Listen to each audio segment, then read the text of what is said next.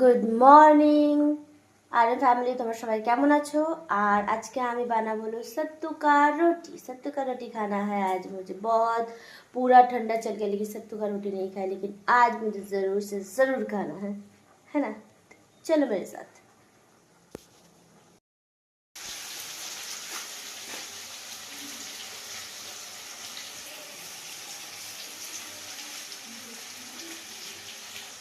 তো আটাতে ময়মের জন্য একটু রিফাইন তেল দিয়ে দিলাম, আর এবারে দেবো একটু নুন, নিজের স্বাদের মতন দেবো, বেশি দেবো না, ব্যাস এতটাই। এরপর দেবো হলো একটু জোয়ান। এই জোয়ানটা দিলে পরে তেলের যে জিনিসটা খাবো সেটা পেটে গিয়ে গ্যাস করবে না। এবারে আটাটাকে ভালো করে মিক্স করে নেবো, মেখে নেবো। আগে মিক্স করব, যে জিনিসগুলো দিলাম ময়মটাকে ভালো করে দিতে হবে। তো তারপরে আমি এটাকে জল দিয়ে মাখবো। তো এই যে আমার আটা হয়ে গেছে মাখা, সাথে গোল গোল করে নিয়েছি। এবারে আমি যাব ছাতুর প্রিপারেশনে।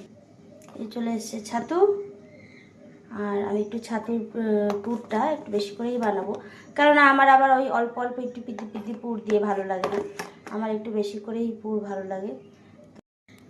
পরিমাণ মতো নুন দিয়ে দিলাম, কারণ এটার মধ্যে যদি নুন না দিই তাহলে বেশ স্বাদ লাগবে খেতে। এই হলো রসুন, রসুনগুলোকে কেটে কুচিয়ে নেবো ওটা। তো এই যে আমি রসুনগুলো কুচি করে দিয়ে দিয়েছি, উপর থেকে দেখা যাবে না বলে আমি একটু ক্লোজ করে দেখাচ্ছি। এবারে দেবো হচ্ছে সর্ষের তেল, মন ভরে সর্ষের তেল দিতে হবে এতে।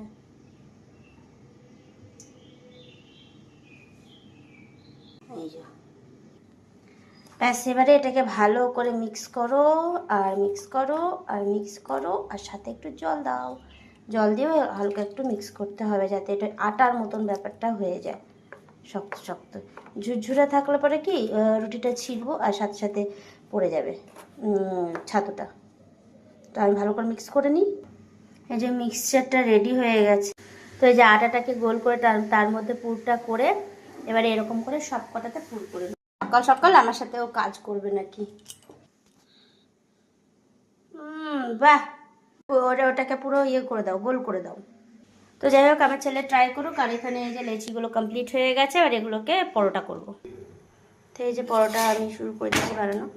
আগে আমি এটাকে হালকা একটু এদিক ওদিক করে সেঁকে নিই, সেঁকে তারপরে আমি অয়েলটা দিই, তাহলে না ভালো করে ভাজাটা হয়।